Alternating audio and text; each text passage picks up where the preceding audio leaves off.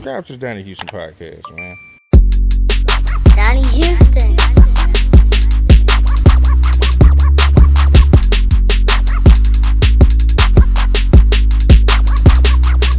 Yeah, man, it's going down. It's Donnie Houston podcast. I am Donnie Houston. Check it out, man. We got a real special guest, man. I'm talking about, man. This is a UGK family. You know what I'm saying? It is the 30th, anniversary of UGK, so it's only right. You know what I'm saying? That we got them coming through, man. To chop it up, man. This is Bobo Luchiano. What's going on, man? What's up, buddy?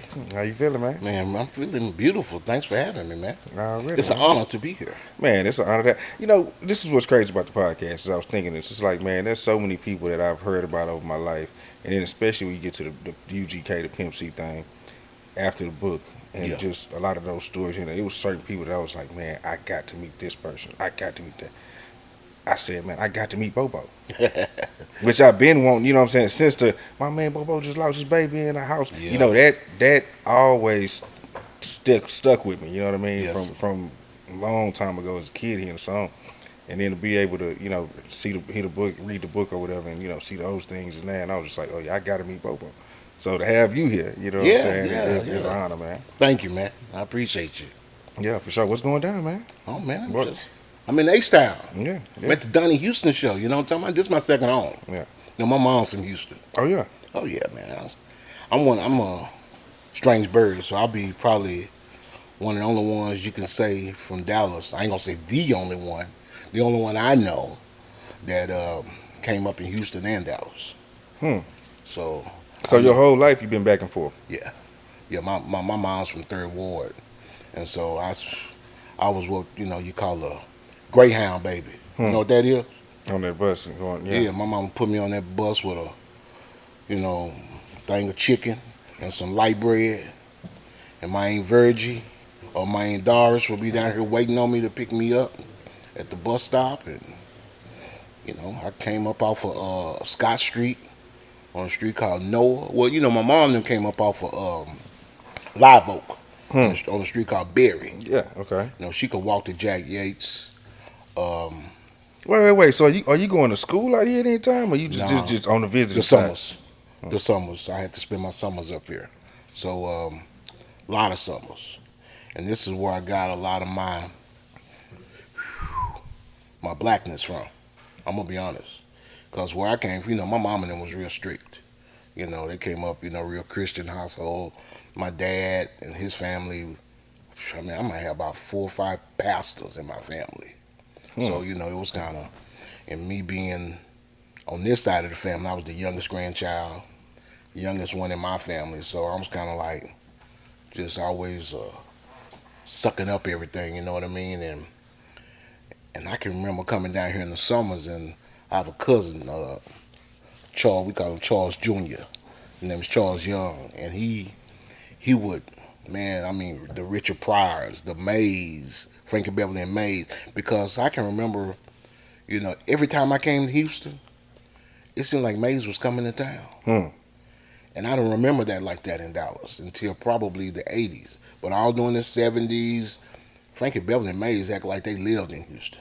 So this through your family, this your introduction to black music. So. Oh my God, yeah, man. The Frankie Beverly and Mays, the Parliament Funkadelics, everything that, Isley Brothers, because I didn't hang with my sisters when I was young, so I didn't have and my dad worked 2 jobs, so he was hardly ever at home. So I gravitated coming down here to Houston, being around another male, you know what I mean? So he was like my big brother. So yeah, he gave me the game. Yeah. He gave me the game. I remember coming down here. Magic 102 was the big station at that time, and the Rhinestone Cowboy. You remember that? I know what you're talking about. Oh yeah, Rhinestone Cowboys, R.P. Cola, my boy, rest in peace, Rick. From Raw Flush. Yeah, I remember all that. I had all those records.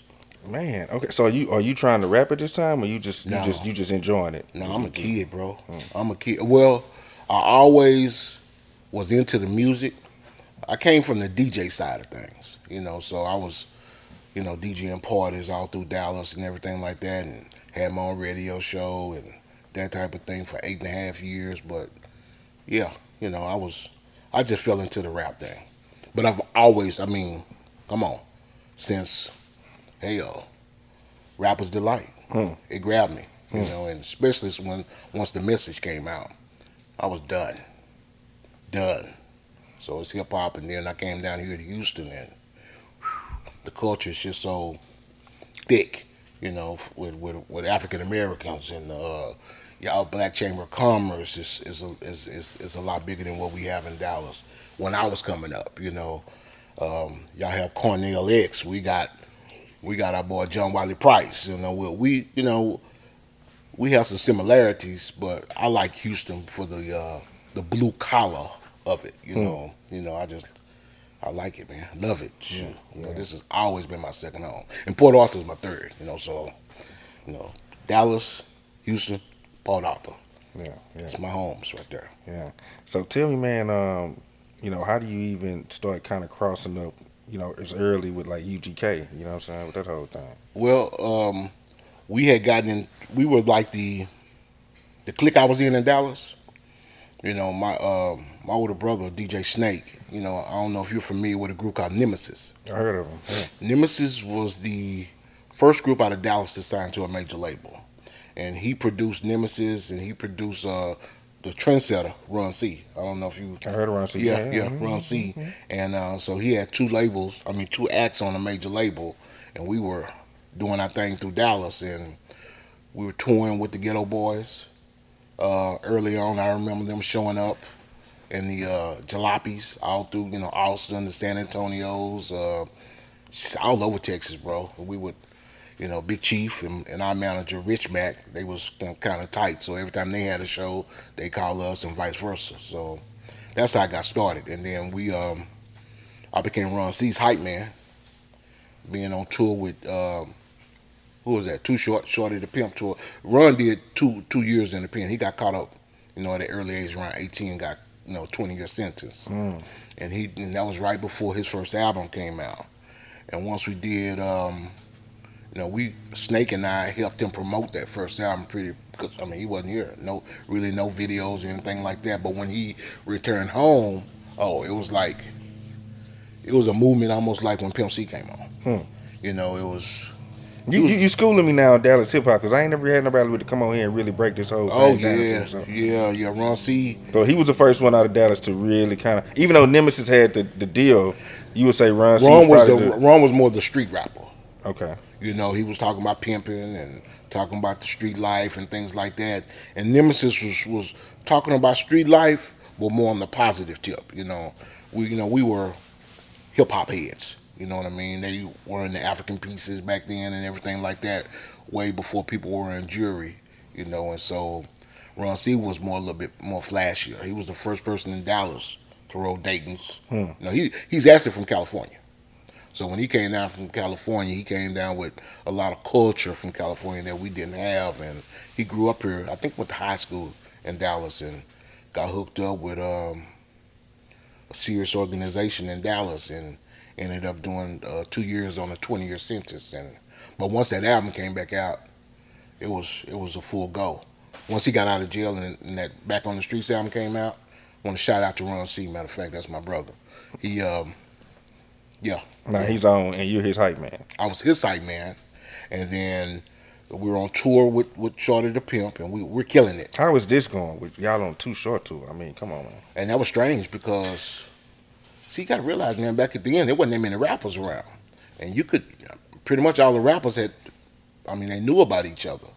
It's not like today's times. I mean, Ron was from California. I think he's from Richmond, and they talk real proper grammar out there, and so when he rapped in the beginning, a lot of people kind of compared him to Short, and Short heard about it, and Short had a choice whether or not to put us on that tour or not, but he put us on that tour. It was the headliners were Too Short and Spice, and then Run C. Yeah, and then every city we went to, it was a different lineup, but it was us three on the main, going to every city. Man, what do you remember about that? Because this just sounds crazy. You talking about Short Spice? Oh, I mean, bro, it was it was a great tour. I mean, I remember it was more, hip hop was a showman craft back then. Stage shows had to be more than just walking around and doing that. You had to, your DJ had to do some type of tricks or something. And everybody had it was about originality. Yeah, Everybody you had had to. their own thing. Oh Yeah, yeah, yeah, yeah. that was the main thing about then. You couldn't bite nobody. You couldn't shit. You couldn't sound like nobody. That was the thing, and everybody was distinct. You could tell everybody apart from everybody, and that's why it was kind of a different thing. He wasn't rapping like Short. He just had a voice. I mean, his voice sounded kind of like Too Short when he rapped, and so when he talked about pimping on a couple songs, so there you have it, so yeah, and then we how was it was wild. When I can remember when we practiced and got our whole stage show together. Our whole theme was like this prison thing. He just got out of the pen. The album is labeled Back on the Street. He's got on his Grogans, his blue dickies, and his light blue dickie shirt like he's an inmate. And, Hmm. and in Dallas, our which I got Harris County down here. Mm-hmm. We got our main one is called Lou Sterrett. That's our county jail. And in Lou Sterrett back then, you had two colors you could wear. White was all the regular inmates, and the crazy inmates wore that bright orange. Hmm. So that was my uniform. I had the bright orange, with the prison number on it. I had this. I was bald back then. I had this wig afro, and I had this real gas chainsaw, and so it was. And so going to that first show, we thought, okay, we had practiced. They told us we was gonna have 15 minutes. Well, when we got there, man, oh my God, they had added probably about 6 acts. I mean, Second to None, DJ Quick, In Too Deep. It's a hip hop marathon out there. So they said, okay, y'all got 5 minutes, Hmm. three to 5 minutes. We look at each other, what the fuck we gonna do? That's one song back then, 4 to 5 minutes was song. I said, all right, bro. And so we had it to where he was coming out and I was going to come out with that chainsaw at a certain time. I said, well, bro, as soon as that hook started on that first song, I'm coming out. And when I did that shit, the crowd went berserk. Hmm. And so much to the point to where once we got to the next city, everybody was talking about our stage show and they bumped us up to where we were closer. I said bumped us up, bumped us back to where we were closer to the headline, so yeah. And then I guess probably our fourth or fifth show we did Houston, we did Arkansas, Atlanta, we did a bunch of shows. We was in Lafayette, Louisiana at the Cajun Dome. And we in this big dressing room and the concert promoter is acting real shitty with the money. Cajun Dome was packed to the capacity. Ain't no reason to be acting funny. Yeah, I mean, manager went in the office, he's got money stacked up, but he don't want to pay. So we sitting there, I mean, everybody's not dressed real Spice. Shout out to my boy G Nut, that was Spice's hype man, and Shorts in there, a couple more people. And then Chad and Bun walk in. That was the introduction. Hmm. I'll show you a picture from that night, blow your mind. Um, yeah, and so I befriended Bun in the beginning. We coming to Dallas. We just signed a jive. We gonna finish, this album, and we're recording our next album in Dallas. Studio called the Sound Lab. I said, okay, no problem. And so when they got there, they called me. They called Ron. I show up. We was before blunts. We was rolling joints. So I go out there with a bunch of weed. We rolling joints, smoking, and next day, what you doing? Hmm. Come to the studio. So it just became then we get to riding around Dallas. We just kicked it, man. And from then, we just became brothers. Hmm. And he offered me a job. Where are they at, like album wise at this point? This is I don't know if they did too much touring off of Too Hard to Swallow, but it's between those albums, Too Hard to Swallow and Super Tight. And we were recording Super Tight. I don't know if you heard the story about Super Tight, but you probably have, but don't realize what happened. They had a pretty much a full album already done, and they had a break-in at the house on San Jacinto where the whole album got stolen. And plus, coupled with Angela Winbush was is married to Ron Lisley. I don't know if they still are or not, but she was married back then, and she was taking care of all his business. So a couple of the songs that the viral songs that you've heard of that are going out like Smooth Slangin' with Bun B, that's Isley Brothers sample. She wouldn't clear it. Menage a Trois, she wouldn't clear it, and he had a couple of more songs. Weed, 93 Mac. Oh, that 93 Mac was so fucking serious. You ever heard 93 Mac? I don't know if I heard It's a that. brand new 1993 Lac rolling down the avenue in my white Cadillac. Ooh, you ain't never heard that? I don't know if I heard That that. bitch is a classic. It's on YouTube. I gotta pull that It's up. it's real. It's real. I done heard It's the a I bad. done heard the Menage a Trois and Yeah. the we. Now I done heard all that. Yeah, that 93 Mac was the one. Hmm. Oh, and the way they flipped back and forth like Run DMC on that song. Oh yeah, and it's old vintage Pimp and Bun. So yeah, And this is so are you there when they recording all these songs? no, that album was already done. Okay. I was there when they recorded Super Tight. So when that album got stolen, I'm sitting through From Back Side to Side. I'm sitting through 316. I had a song on the album that 2 weeks before the album dropped. Matter of fact, the artwork was already done. The artwork was already done, and it was a song that had Pimp rap first. I might have it in the car. Pimp rap first, I rap second, and Big Mike. Hmm. And it was called High Till I Die. And the artwork was already done for the Super Tight album, and that song was on there. And what it had a Tupac sample, High Till I Die. You know what I mean? And couldn't get it clear at the Interscope. And so they had to pull that last minute. So, but that verse that Big Mike kicked is that same verse that he put on Bourbons and I think it's Bourbons and Lax. It's the bigger the bigger the blacker the nigga coming from this swamp about to smoke a quarter for that right there. That's the same verse. So it was called High Till I Die. Okay, tell me about this San Jack house, man, because that's when I hear about that, I be like, man, I wish I could have just been in there for like. San Jack was a different kind of place, man. And it's strange. And I was telling some other people one time how we're kids. You know what I mean? I met Pimp. I think he was 18, Bun 19, 18-year-old kid telling me he's got a house. I'm like, man, whatever. But when I get to Port Arthur, the boy's got a house. Got that 64 Chevy sitting in the yard, covered up. Got the, he's driving the white Ghost, like I tell everybody, the white Prelude that we used to hit that highway in. I think that was one of the first things he bought when he first got his money from Jive. But that house on San Jack. And this was like a nice crib, like. Yeah, it wasn't no trap or nothing. And matter of fact, when I got in there, that fucker was fully furnished. That motherfucker had a dining room set.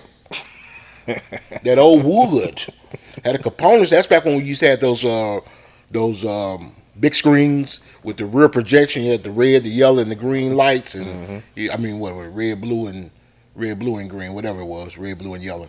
And they used to shoot the picture. Now, you had one of them, you had money.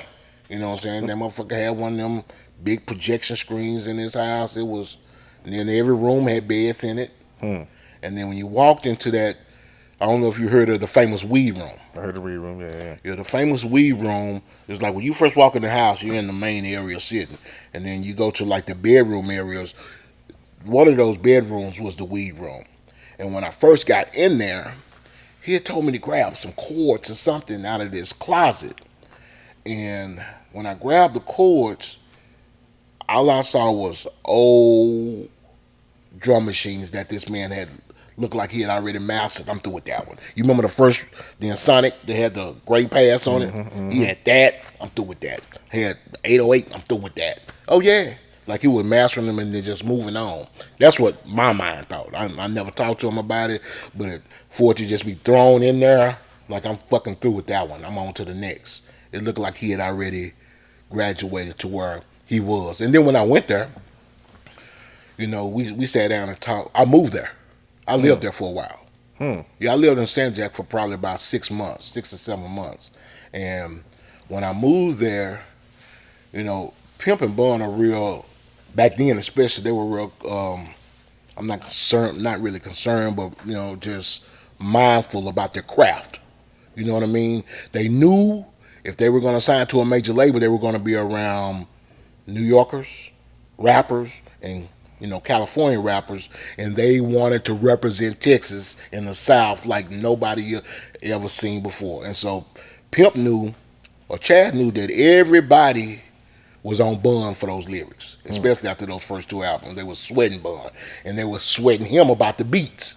And he said, "Bobo, I mastered these beats. This is in between Super Tight and Riding Dirty, right? We're touring Super Tight." He said, "I'm gonna do something you might get tired of, you might not like, but I'm gonna freestyle to you every day. I got to get my freestyling skills up here." Hmm. And motherfucker freestyle to me every day, and them freestyles sounded like songs. Hmm. One thing about them boys, I told it before, when Chad and Bun freestyle or rapped, it was rapping about real life situations, and the shit sound like a song. You see when he freestyle on 106 and Park? Mm-hmm. Did it sound like a song? Yeah, yeah, Yeah. yeah. Yeah, it didn't sound like he was coming off the, and he was big on that. I hate motherfuckers writing their raps talking about they freestyling. And that's why he said, it's real freestyle, bitch. He was quick to tell you that I came off the dome with that. And they were, practice make perfect, and they believed in practice. And Bun practiced, I don't know. I never really saw Bun practice a lot, but just the, doing it is the practice. Mm-hmm. And yeah, he was concerned about if he could keep doing it. Yeah, bro. Hmm. Yeah, this before Riding Dirty. Yeah, you got it, Bun.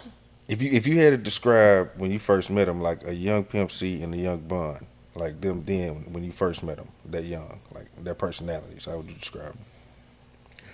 Their personalities. Yeah, Chad was always already on one.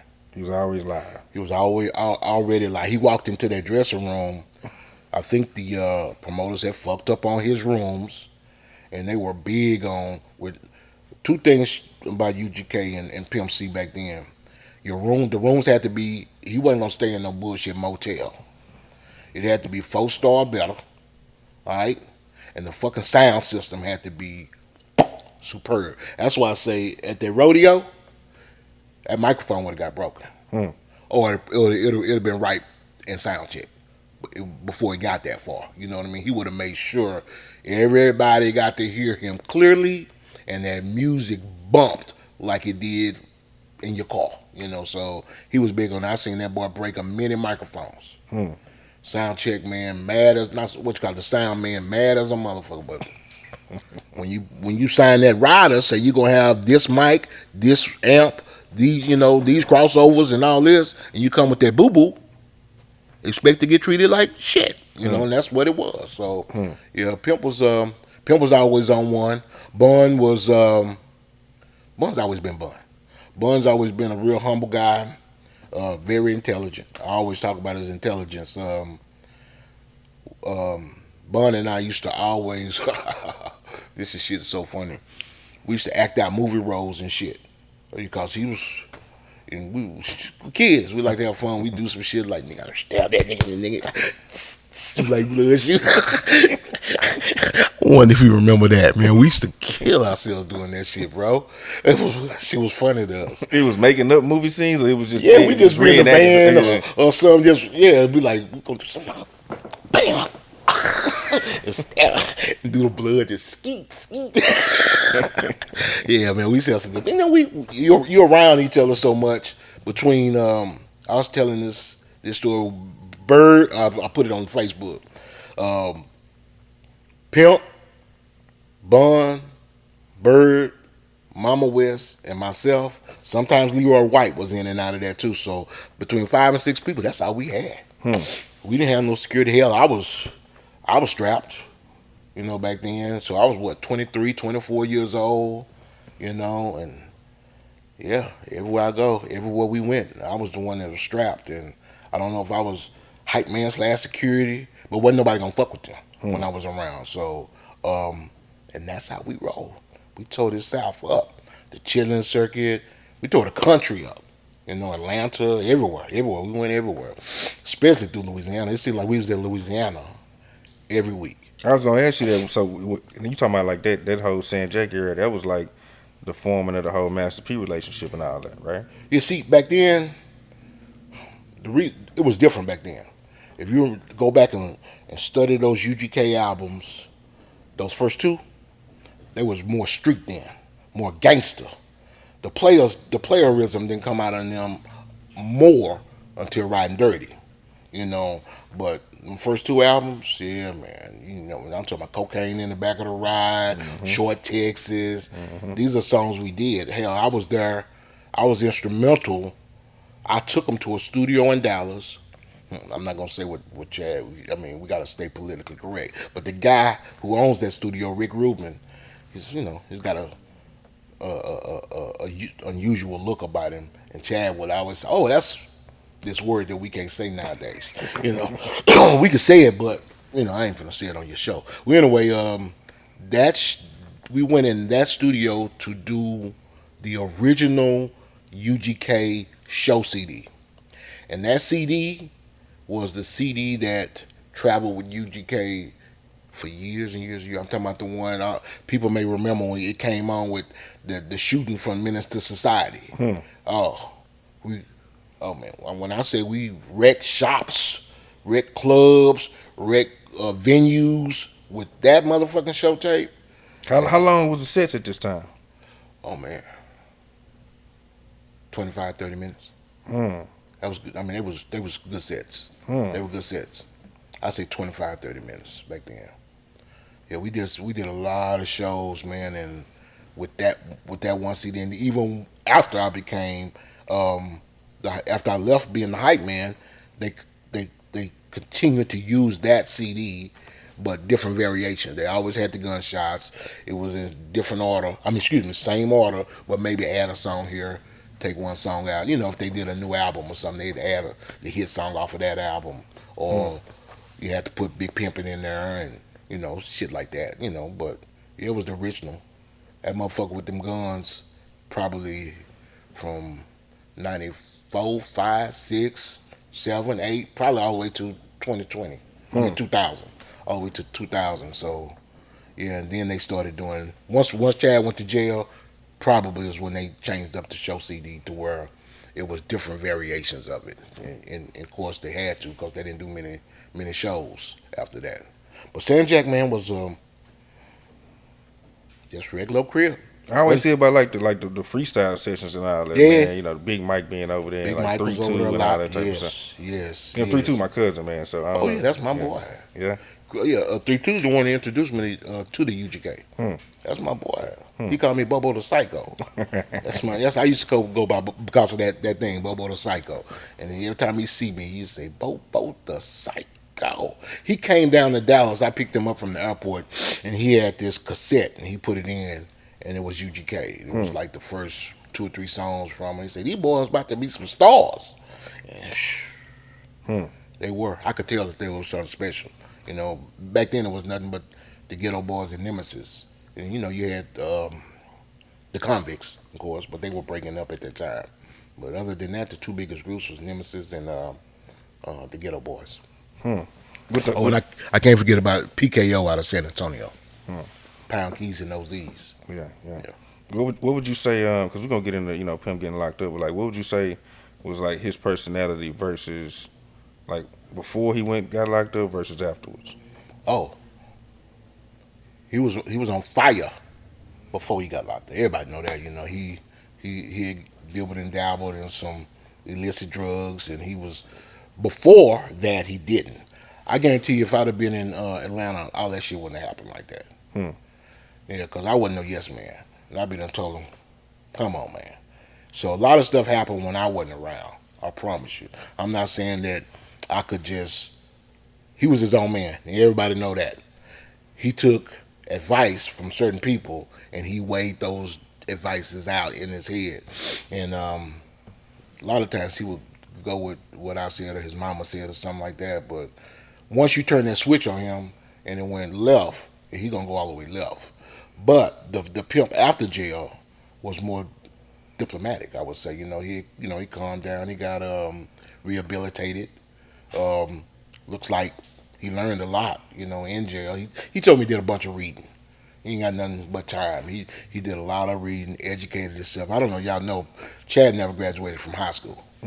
So he never graduated from high school. So he went full 100 with the rap career.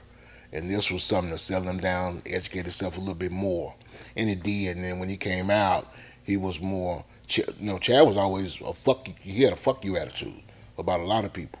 If you wasn't really in his clique, and oh man, fuck that, fuck him, yeah, big time. But then when he came out, he seemed like he was more into meeting people. That's why you didn't hear a lot of features on Pimp before he went in. You maybe masterpiece, the ones you already know of, but not like when not like when he was in, and Bun was doing that free Pimp C movement. Bun was on a lot of shit, bro. So Yeah. I remember one time Bun came to Dallas, fool. During that time, he and I rode around.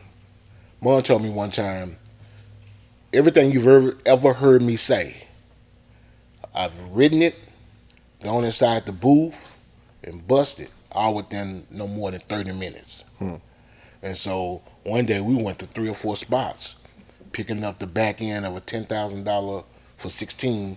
Man, and he was killing them. That first spot, I think they felt like they got fleeced. Because we was in and out so fast.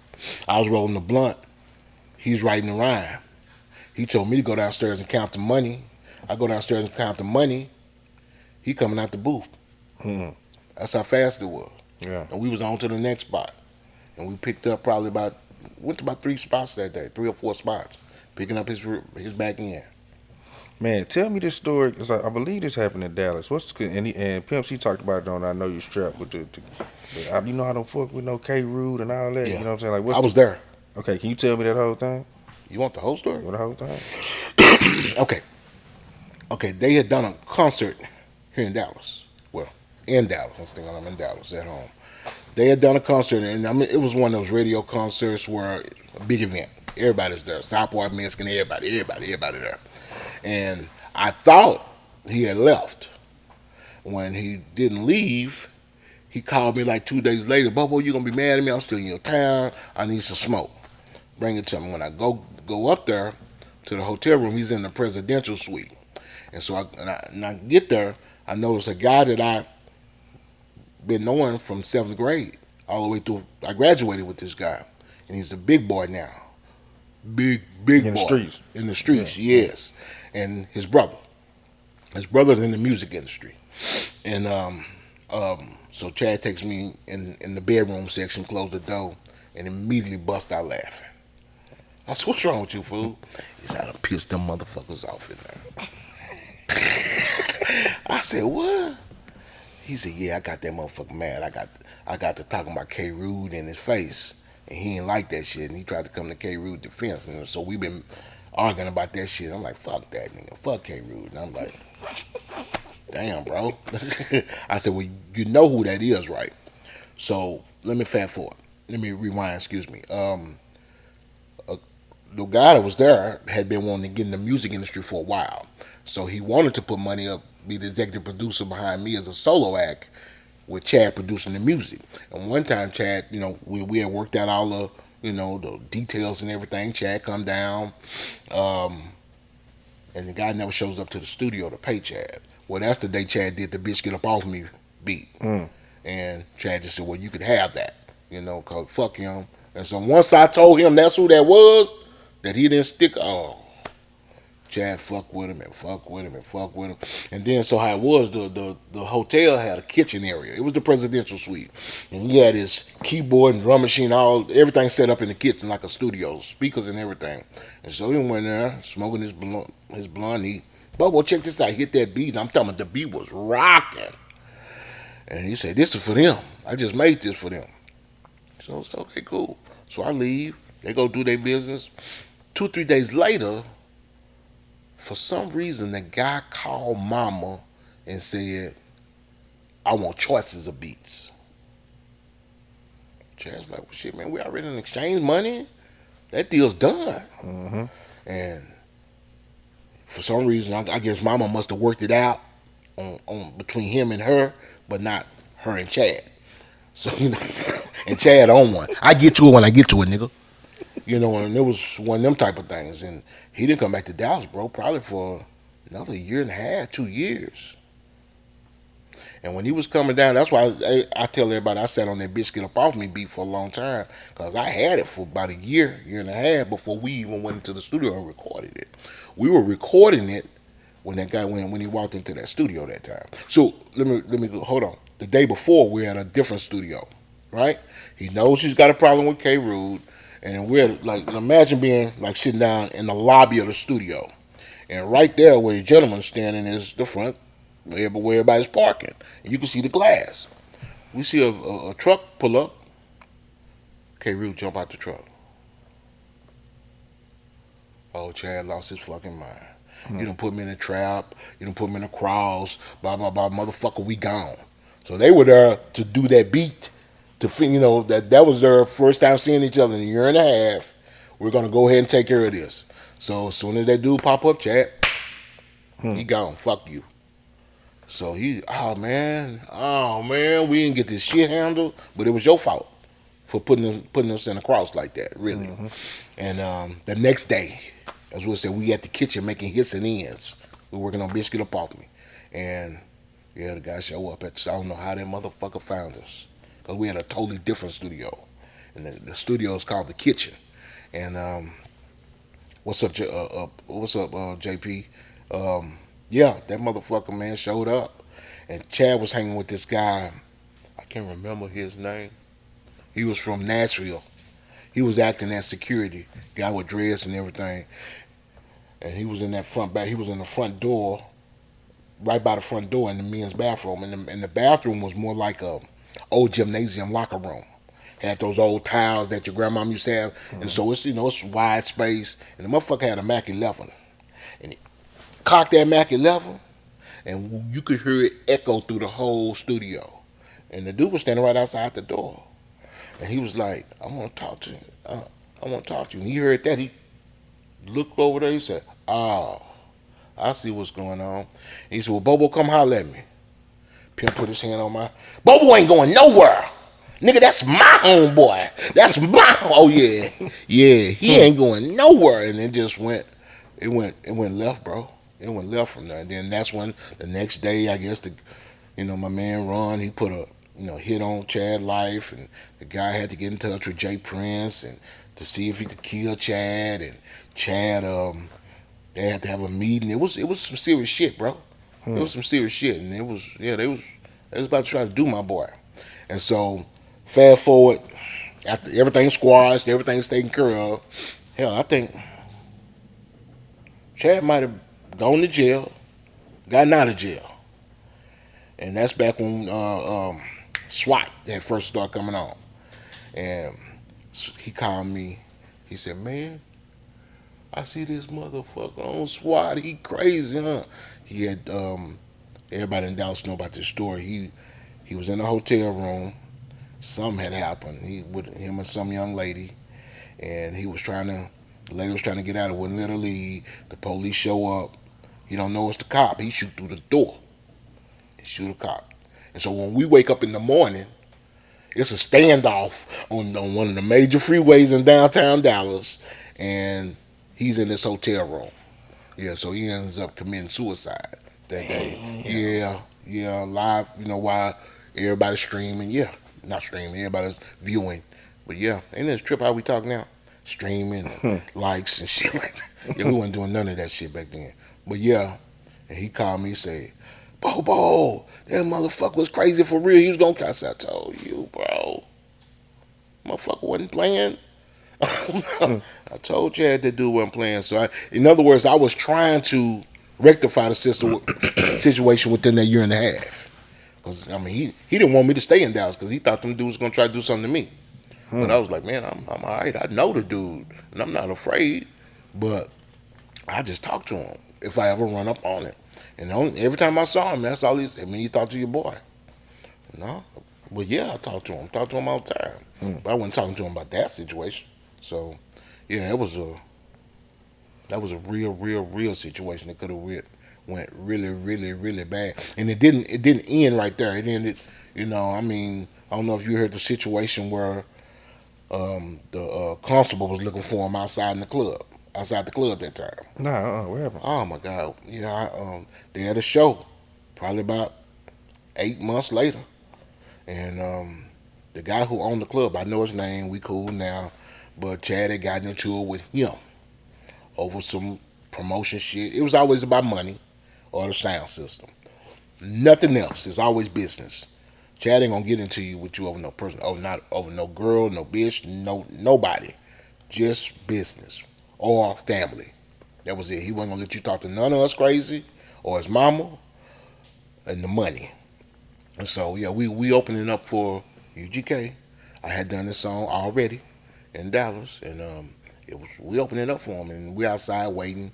They coming, and the guy walking around with a big cowboy hat on. He ain't got no police uniform on, but he just showing the promo, the black and white glossy picture of UGK. You know these guys? You know these guys? I look at them, I said, mm-mm. I don't know them at all. Have you seen them? No, sir. And so as soon as he walked away, man,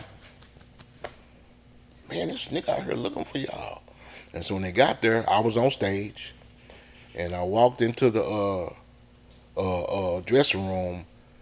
They didn't get the message because I left a voicemail.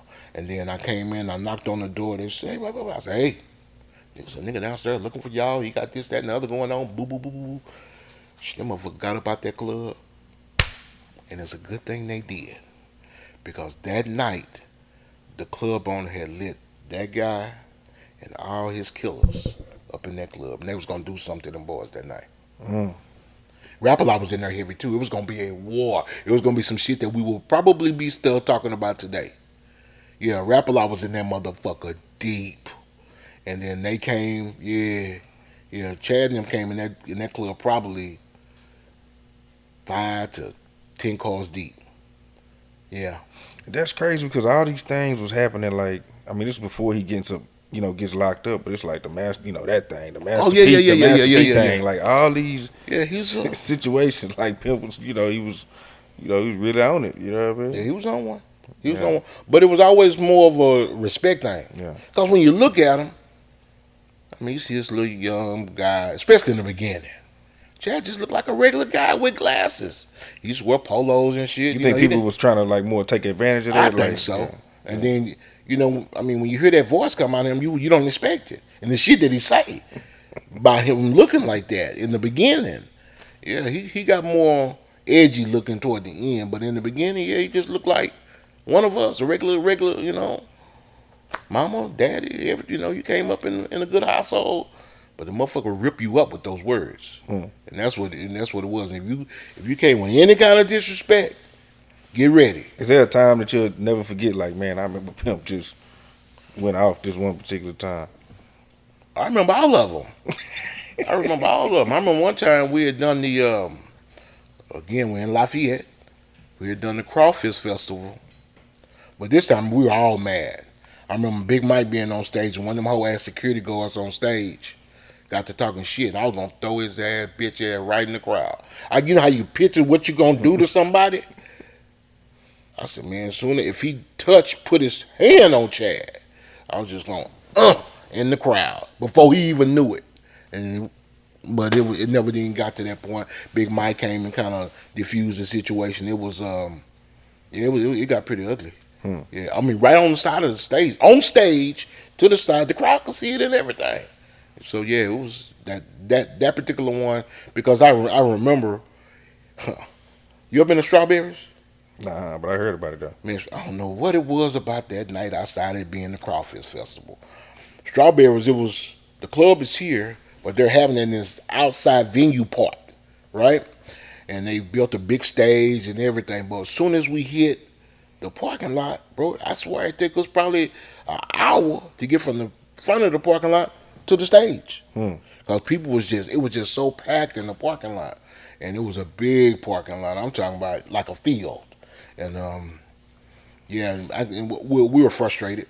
And then to get out the car and go in and go through all that shit, it was, dude almost got one that night.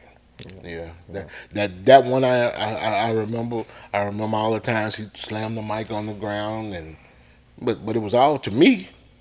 Man, we street dudes, Back then we young, wild, like he said, wild funky hogs, and I mean Bun, got into it with somebody, we got his back.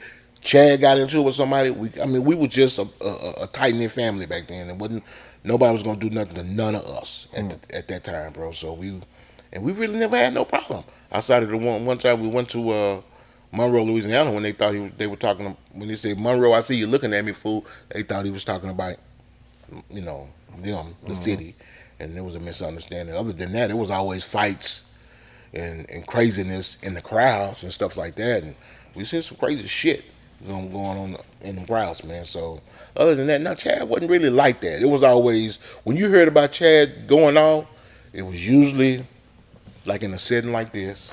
You done said something stupid. You done said something fly, and then it's gonna go viral. It wasn't gonna go viral back then, but if somebody was filming now, oh, he gonna cut you up with them words and make you feel about that small. Hmm. And and he just wasn't getting into it. It was just it was who it was. Oh, this nigga Pimp C went off on us again. He go off on the radio station, people. He was. I always said people keep hearing me say that he was a different guy. I can remember when I got with them, he did a they were recording the album, and they were also having label trouble. And once they finished recording that album, you know what he did? Hmm. He did this twice. He did this with Riding Dirty as well. He sent him like a cassette of it, unmixed. This is the music, it's jamming. You ain't gonna get it till you give me some more money. Oh yeah. Hmm. Oh he kidnapped the tape. Yeah, hold that bitch hostage until all the music Hmm. and until they came with some more money. And I don't care if it lasted a whole year. That's why it was always so far in between them UGK albums coming out. It was always label issues. Always label issues from hoe ass Byron Hill, the manager. You know he's a sewer. You know he like to sue people, so I might need to edit that out. But he's yeah, that motherfucker, man. He was their manager at first. I And, heard it, yeah, and, Byron and, Hill, and that it slid off motherfucker. on. Yeah, yeah. Yeah, man. Yeah, man. When we were when I first got with UGK, man, we were doing all these shows. We were having to pay a lawyer $5,000 a week retainer to keep Byron Hill off our ass and keep Big Time off our ass. Hmm. Yeah, because everybody was trying to sue. So they been dealing with shit. We've been dealing with shit since the fucking very beginning. It never was a smooth ride for UGK. And that's why I think through adversity they shined. You know what I mean? Because a lot of people would have been like, "Fuck that shit, man. That's too much." So yeah, they did a lot, man. They went through a lot, and Man, you talking? they stood strong through it all. Yeah, you mentioned Riding Dirty. How did you feel when you first heard Pimp say that put that one day out there, man, with that line and He bought it to me right after the studio. Hmm. Yeah, he hit the highway, called me. I was at a restaurant. He called me and tried to let me hear it. Remember how people say, "Listen to this in the car." I couldn't hear it.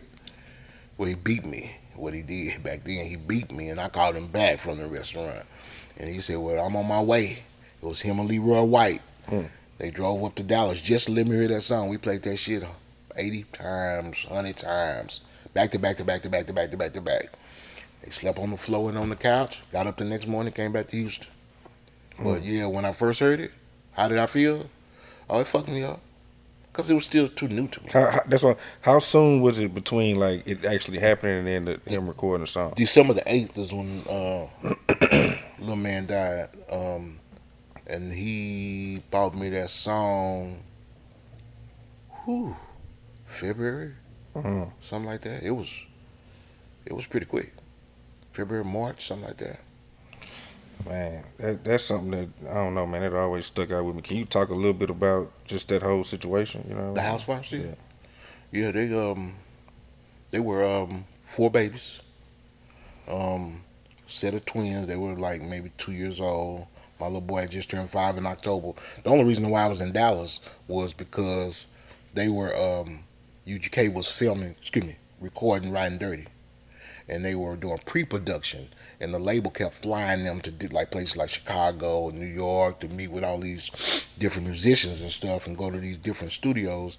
But that's not the budget to bring the hype man or the DJ with them, so it would just be those two, and I didn't have no car in Port Arthur, so I said, man, I'm gonna go home, chill for a minute. The album come back out. I just come back. Actually, I was gonna come back before the album came out, but the only reason I stayed is because that happened.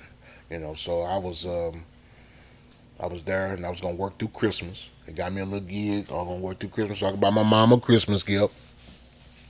And before Christmas happened, that happened. Yeah, it was a fucked up situation. Four babies died, and yeah, yeah. It was it was in like the back part of the house, like an add-on section that his granddad, the girl I was dating at that time, her dad had built on. He was a contractor, and so he had built that up. He had been there for years, and I don't know, maybe the wiring got frayed and burnt the house up or whatever, but it was wiring that caused the fire. And yeah, it was fucked up. Still fucked up. Damn. Yeah. Yeah. Rest in peace, Lil Jon. Do you still can you still listen to like one day, or do you is that something that you kind of just like I could listen because to of it. that? You know what I'm saying? Yeah, depending on what kind of mood I'm in. I Hmm. don't like listening to it. Hmm. I don't like listening to it, but I've heard that song so much that now, during the times of me battling with depression and going through regular life situations and fucked up shit in your life, my wife and my kids and just a village of people around me have just just helped me out and kept me sane. Cause shit, I spin out of control. I'm that motherfucker. You know what I'm saying? I cuss and yeah. She saw me spinning out of control. She pulled my coattail and like, hey, might need to go to the doctor. And so yeah, I was cussing people out and everything, going off on my kids. When depression hit, it's a serious situation that you don't know that you're going through and you don't realize because it builds up gradually. It seems like, and then once it's there, it's just a norm. You don't realize it, and then once somebody calls you on it, it's up to you to determine whether or not you want to do something about it or not. You can be like one of how black people and black men. Oh, ain't nothing wrong with me. I ain't gonna do shit, but I ain't taking no medicine. I damn sure ain't gonna go talk to no therapist. So I heard all that's good, and I know for a fact that the medication is good. Cause without it, I'd be probably, I don't know. I don't even want to speculate. Yes, my, huh? She wouldn't be with me. See that? She said I'd be single. Man, talk about it because there's these classic they classic now because of YouTube. You know what I mean? Conversations between you and Pimp like after he came home. Oh You yeah, know what I mean? Of him just going off really like you know what I yeah, mean. And it's just this. If anybody who really kind of been into Pimp C and studied that whole thing, like they talk about how Pimp would just be up, 1, 2, 3 in the morning, 4, yep, 5, and 6 in the morning yep. early and on Calling people, 10. You know what I mean? calling people. Yeah. Well, he slept during the day. He slept during the day, and he probably get up about 3, 4, 5 o'clock, and that's when his day started. And everybody else is winding down. He cranking it up. And yeah, those interviews, man. I used to be on my wife and I and my buddy DJ Fish. We had this radio show called Dirty South Block Party with Bobo and them. And when he first came out, I told him, I said, man, I got this radio show. Matter of fact, I had the radio show before he left. He knew about it. He asked me, did I still have it? And I want to do an interview. I did the first interview with him when he came out. Hmm. And every time he wanted to vent, yeah, the one that's not on there is the most classic one. He's going off on R. Kelly. Oh my What was he God. saying about R. Kelly? Just like, Just basically fuck what it is. what Yeah. it is. But back then, yeah, it was liking little girls and yeah, he was calling them Robert though. He wasn't calling him R. He was calling him Robert. He was calling him by his real name. That motherfucking tape got lost. We all got sick. Hmm. That was the one. But all the ones with the Mr. Unselfish and that shit funny.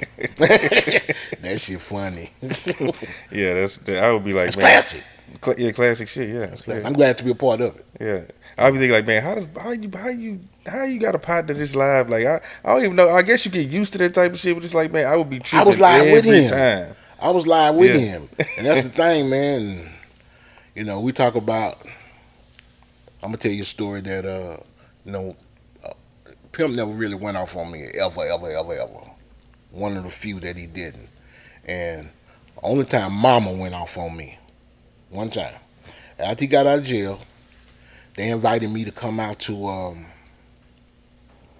Club Blue in Dallas, downtown Dallas, New Year's Eve. And I show up.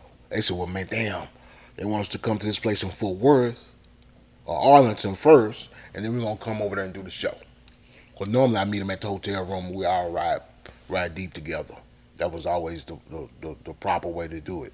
And I went to the venue, and the motherfuckers wouldn't let me in, and they disrespected me.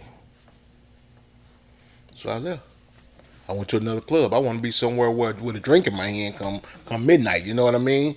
And as soon as I stepped in that other club, he called me.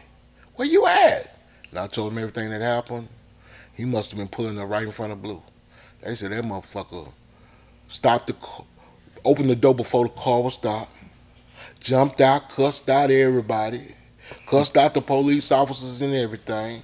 Y'all ain't gonna let Bobo. And then got on stage, did it. Yeah, all over me. Hmm. Yeah, and then that next day, Mama cussed me out over that shit. She said, "Baby, if my baby would have went back to jail," she say, "why did you tell him them people did you like that?" I said, "I just told him the truth." She said, "You know he love you. Hmm. He ain't gonna." I said, "Mom, I didn't think he was gonna do that. I didn't think he was gonna do that." But yeah, they say he went inside the club and acted a monkey on stage Hmm. about me. Yeah. And people told me, not they say it did happen because people told me. People have come to and say, man, what happened? Why you didn't get in the club? Man, Chad was going off on the club owner and the concert promoter. I said, I was just, we just being ourselves, man. That's just part of life. It happens so much. I would do it for him. He'd do it for me. I do it for Bun. Bun would do it for me. Bird and all of them. So we just ain't nobody, because we was by ourselves. We didn't believe in walking around with all that big security. Shit, we all strapped. At least I am. And ain't nothing gonna happen.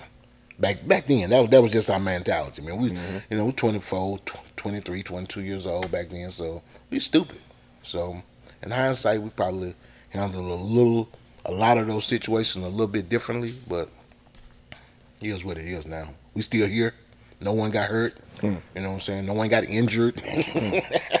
No one got killed. Yeah. None of that. So Yeah. What man? What's some of your last moments? What's some of the time? Probably your last one that you remember being around Pimp or talking to him or. uh, I was here in Houston the October before he passed. I was supposed to have been coming down here to just clear my head. I was going through a divorce, and he said, "I'll just come down here. You can have my high rise. I'll be in Port Arthur. You can be, you keep my high rise, and you ain't got to rent no hotel." I said, "Okay, cool." So when I get down there, and I'll leave the key at the front desk. When I get to the front desk, he's still there. So I go upstairs, we talk, chop it up for about an hour or two. He said, "Man, I gotta go report." It's okay. He said, "Ride to Port Arthur with me. I got a report in Beaumont. We're gonna go to Port Arthur. I'll bring you back tomorrow." I said, "No doubt." So I do that. He wired me up with everybody that want to see you in Port Arthur. So I said, "All right." I get in the car. When I noticed that the Bentley, that's the red one, it's rolling kind of funny. So we pull over on 10, look at it. It's got a titty in the tire. So we're like, "Fuck." So we get all the way to the fucking where you got to report, parole office, go back home, and then I guess we must have been there probably about an hour or two. I want to smoke a blunt. I come outside, he come out there with me. That motherfucker's on flat. Hmm. So I spent that time with him in Port Arthur. I was there What probably. what was the you remember like kind of what was it like what the vibe he was on like what? Oh, I'm gonna tell you. Yeah. Yeah, that I spent like 2 days down there. Yeah. And those 2 days, bro. I talked to your boy yesterday, DJ Beto. Mm-hmm. DJ Beto, he'll tell you, man, if Chad would have lived another 30 days, the stuff that he was planning out and talking, every time we got together, he was always playing music, and I ain't gonna say dream. We were playing things that hopefully they would come to fruition. So he was talking about how he was gonna do a solo album. It was gonna be a hybrid. Half singing, half rapping Hmm. before Drake. You know, um, the first song was gonna be produced by Timbaland. It was gonna have him and Justin Timberlake on it. Hmm. I was like, oh my god, this was right after that first Timberland produced Justin Timberlake album, so they were out the roof anyway. So yeah, I knew that was gonna work. Everybody did. So he talked about he wanted to start a. He said he already had a radio show already solidified with XM and Sirius back then, and he wanted me to quit my radio show, join him and Lil Duval on his Hmm. radio show. Um, I don't I don't know how true that is, but these are the conversations we're having.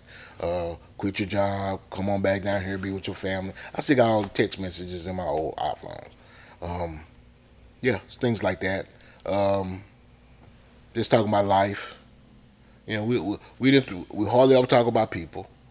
We talk about people we know in the past. How such and such doing? You heard about such?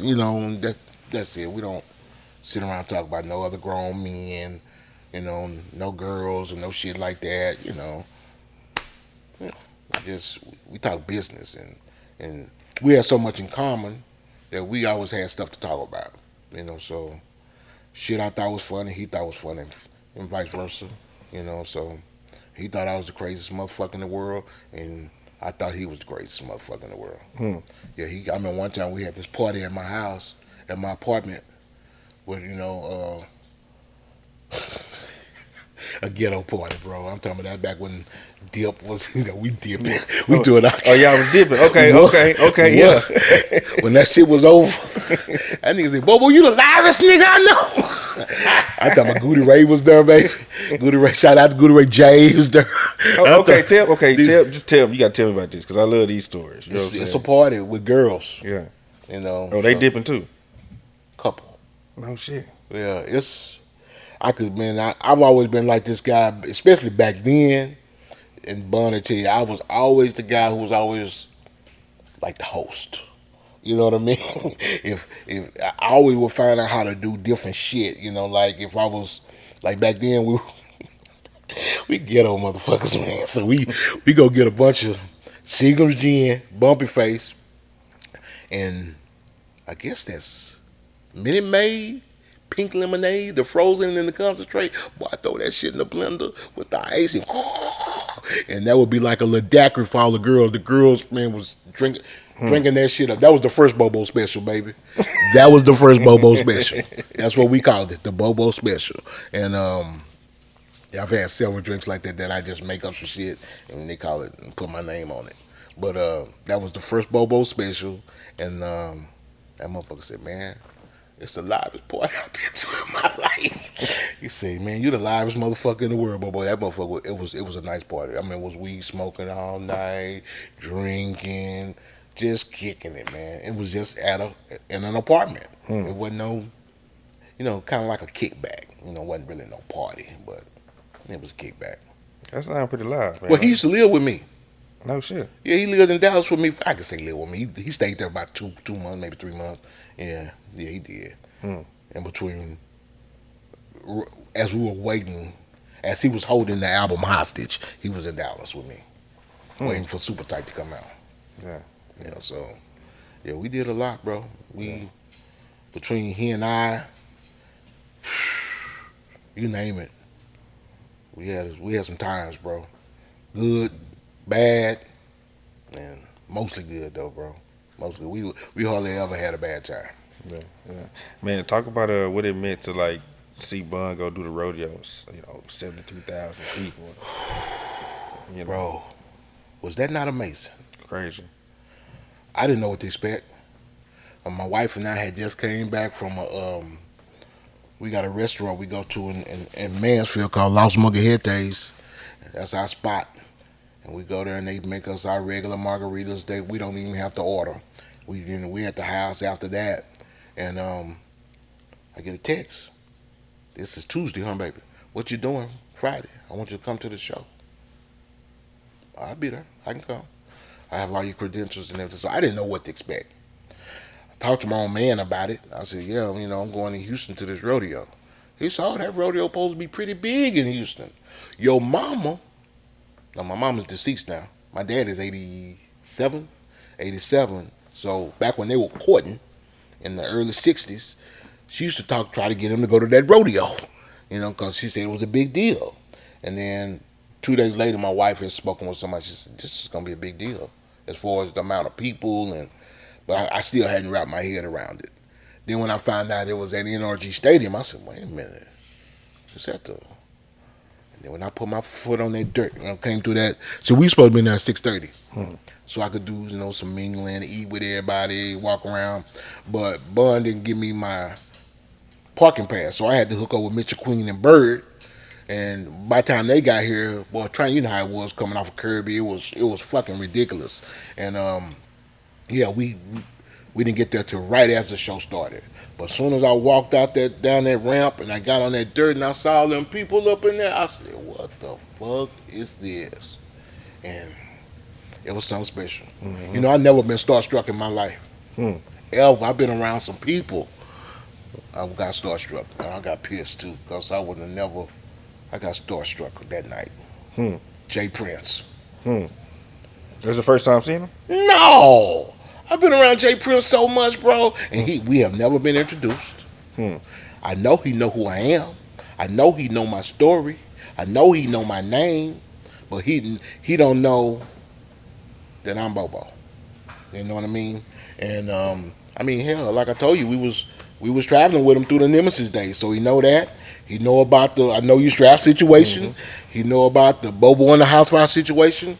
Hell, the last concert they did in Houston before Chad went to jail on Christmas Day at Chocolate City, I opened up.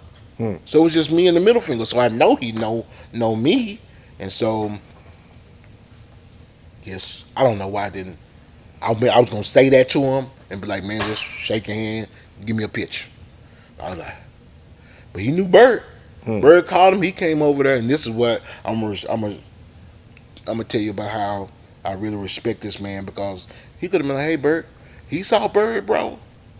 Made a beeline over there to DJ Bird and chopped it up with DJ Bird for at least 5 or 10 minutes. Respectfully, I was like, man, this is a real motherfucker right here. This is a real man. And he was introducing the people in his clique. This DJ Bird, y'all. He shook my hand. I shook his hand. But he didn't know who hand he was shaking. But I got starstruck. I told my wife I was embarrassed. I wanted to get a picture, man. But everybody else, man, man, you know what it was. Yeah. It's the people still talking about it. Yeah. Ain't gonna be talking about it. 73,600 people, they say. Top 10 in the history of the rodeo. Yeah, that shit was major, bro. I went through the hallways. Did you go backstage? No, I didn't go. Oh, backstage, they had all the pictures of all the different performances. So you could kind of see a timeline of everybody who's ever done that. Man, and had some people come through there. Well, you from Houston. Man, fuck. I'm talking about Kiss. Of course, Beyonce, Cardi B, the Jackson 5. Queenie in there talking about, this is my first one right here. Talking about the Jackson 5 one. Shit. What's up, Queenie? Yeah, so, yeah. That shit was special, man. And like I say, they going to be talking about it. That's history. That's all I can say, history. It blew my mind. It blew everybody's mind. I wish the sound system was better. Yeah. That motherfucking stage looked like a Grammy stage, didn't it? Oh, man. I said, man, that shit's incredible, man. Yeah. Shout out to Bun B. Yeah, for sure. Little bro. Bun B birthday day before mine. His birthday March 19th. I'm March 20th. So y'all coming up. Yeah, we the last days of the Pisces. Yeah. We had a party one time, Port Arthur, at this club called Bourbon Street. From 10 to midnight was Bun party. From 12 to 2 o'clock on mine. But we came home so sloppy drunk. I told Chess, I'm going to bring you something soft to sleep on. He didn't want to go with us. We did. I passed out on mine. We so sloppy drunk. Man, yeah, that was the good old days.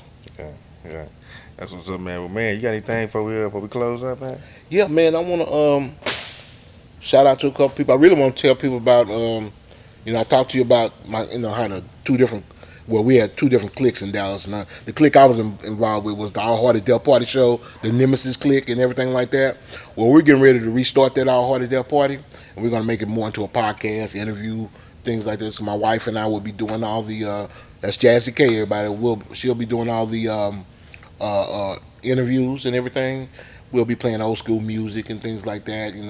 From my era, mixing live mixes, interviews with DJs, just just trying to get out there. That's what's up. I sat back for so long, man, doing nothing because of that depression, and now that I'm back out getting active, shit, man, I let my job go. Fuck it, this is it.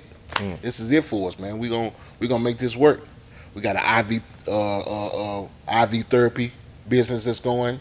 Y'all holler at me. Y'all can get in touch with me on Bobo Luchiano on iTunes. Well, I say iTunes. On Bobo Luchiano on Facebook, Instagram, YouTube. Holler at me and I get you in touch with my IV, my wife's IV business. We doing it all, man. I'm shout out to all my family here in Houston. Of course the UGK family. Bun, Queenie. What's up, Big Truck, Buck? What's up, Bandit?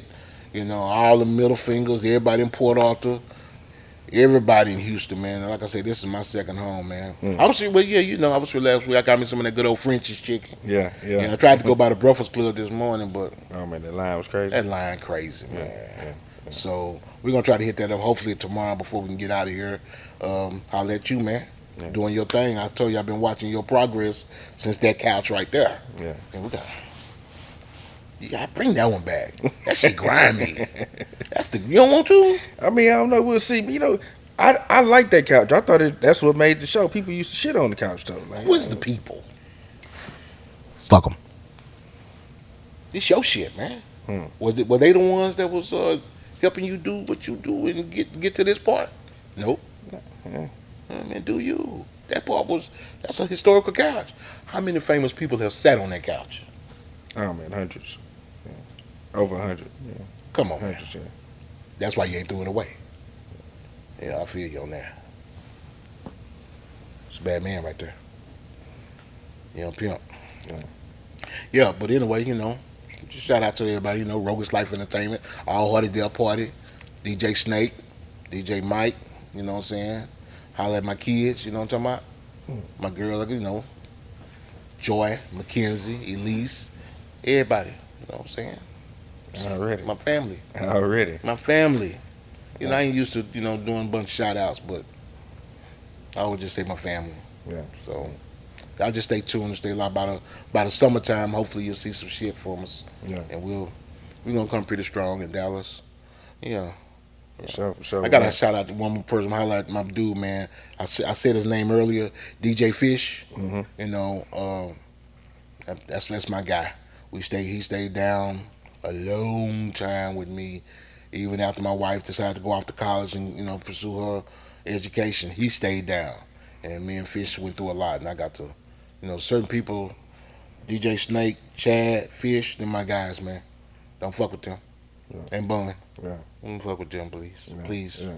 Make it light on yourself. I'll tell you. So, we high as fuck. What's up to my cousin Bud? He got a clothing line. I'm gonna keep wearing this shit for him. High as fuck. I was trying to read it while you were sitting there. Yeah, Okay, high as fuck. Yeah, I get it. Yeah, for sure. Okay, yeah. He got a bunch of stuff. It's just the ass fuck brand. Yeah. What yours say, baby? Strong as fuck. Yeah. He got stuff for the girls, pretty as fuck, all that type of stuff. So, we just trying to do our thing. Yeah. Make some money. For sure. Rap hustle. Yeah. Hustle. Yeah. That's it. Yeah, for sure. That's it. Well, man, I appreciate you coming through, man. Like I said, I've always, I've been wanting to meet Bobo, man. You know what I'm saying, for a long time, man. So, I appreciate you having me, man. Yeah. It's a cool spot, man. Like I say, congratulations on your growth. Like I said, I've been watching you for a long time, man, and I know a lot of people in Houston. All the ESGs. I know Slim. I know Flip. Shout out to all of them, man. Power Wall, all of them, man. And, good guys, man. And Houston is just a great place, man. I love it here. Yeah. I miss Texas. Yeah. I love my city, Dallas, but this is Houston, man. Oh, when I told my wife, I said, "You want to go back? You want to go back? We can come on, stay down here." Hmm. It's just the culture is just so rich here, man, and I love it. Yeah. That's all it is. Yeah. Yeah. The people. Yeah. Already. Well, hey, man. It's the Donnie Houston podcast. Bobo Luchiano. Hey, man, we out of here. Donnie Houston.